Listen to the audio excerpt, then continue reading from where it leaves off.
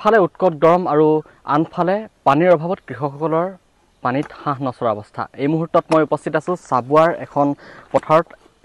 পোনে পোনে ND24 দৰ্শকসকলক সমগ্ৰ পৰিৱেশ দেখুৱাবলৈ চেষ্টা কৰিছোঁ। এজন কৃষকে কোৰ মাৰি থকা পৰিলক্ষিত হৈছে। এই প্ৰখৰ ৰ'দতো এতিয়া প্ৰায় 40 ডিগ্ৰীৰ ওচৰৰ গৰম আৰু মই ইয়াৰ পোনে পোনে কৃষকজনৰ কাষলৈ যাবলৈ চেষ্টা কৰিছোঁ।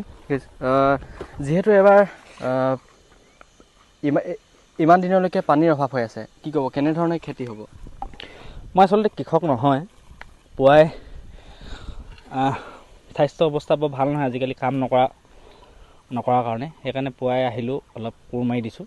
কিন্তু বৰ্তমান সময়ত দেখিছোঁ পথাৰবোৰ পানীৰ অভাৱত অৱস্থা বৰ ভাল হৈ থকা নাই। এইবাৰ কঠীয়া পাৰিব পৰা নাই। আৰু অকল আমাৰে বুলি এইটো অৱস্থা নহয়, গাঁওখনৰ বা অঞ্চলটোৰ প্ৰত্যেকৰে একেই অৱস্থা। পথাৰসমূহ চিয়াল ফাট দিছে, হাল বাইছে, কিন্তু পথাৰসমূহত এবাৰ কঠীয়া পাৰিব পৰা নাই। পানী যদি নাহে অতি সোনকালে, আনকালে বিহুৰ পিছত আমি কঠীয়া পাৰোঁ, কিন্তু এবাৰ বিহু বহাগ শেষ হ'ল, তাৰপিছতো পানী নাই, যাৰ ফলত সকলোৱে চিন্তিত হৈ আছে। আৰু অতি সোনকালে যদি পানী নাহে বা বৰষুণ নিদিয়ে, তেতিয়া কি হ'ব, এবাৰ খেতি কেনেদৰে হ'ব, ৰাইজে কৰিব, সেয়া চিন্তনীয় বিষয়। আৰু এটা কথা ক'ব লাগিব, দিনক দিনে গৰমো বাঢ়ি গৈছে। ৰ'দটো এইবাৰ গৰমটো অলপ বেছি দেখা পোৱা গৈছে। আৰু গৰমত সেইটোৱে কৈছোঁ, বৰষুণ যাক যদি সোনকালে নাহে, তেতিয়া কিন্তু অতি চিন্তনীয় হৈ পৰিছে বিষয়টো। যিহেতু পথাৰসমূহত খেতিয়ে মেইন, মানে ৰাইজে খেতি কৰিয়ে খাব লাগিব, বা খেতি নকৰিলে নহ'ব।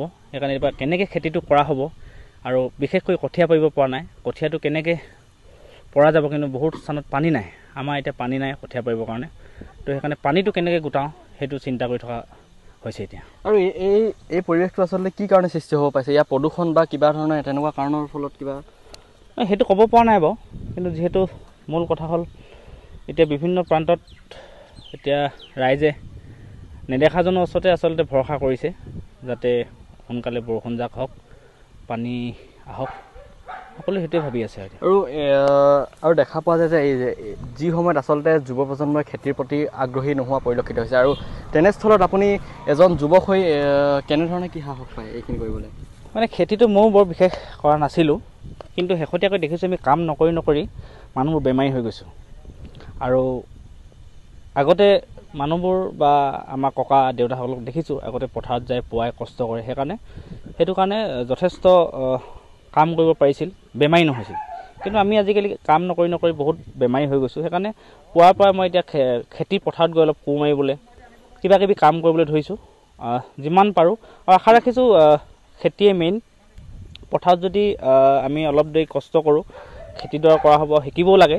আজিকালি বহুতো নাজানো, মই নিজেই নাজানো, আৰু সেইকাৰণে কোৰ মাৰিবলৈ ওলাই আহিছোঁ। পুৱাই এতিয়া অলপ কোৰ মাৰি পথাৰ যিমানখিনি পাৰোঁ মাৰি সদায় পুৱাই মাৰিবলৈ চেষ্টা কৰিছোঁ। এতিয়া যদি এনেকুৱা অৱস্থাতে থাকে তেতিয়াহ'লে বাকী ৰাইজৰ কেনেধৰণৰ? সকলোৰে প্ৰায় একেই অৱস্থা।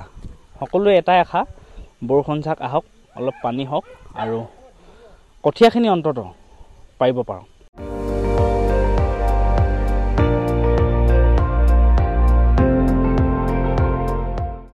আপুনি চাই আছে ND24, সৰ্বশ্ৰেষ্ঠ নহয়, সৰ্বোত্তমৰ দৌৰ।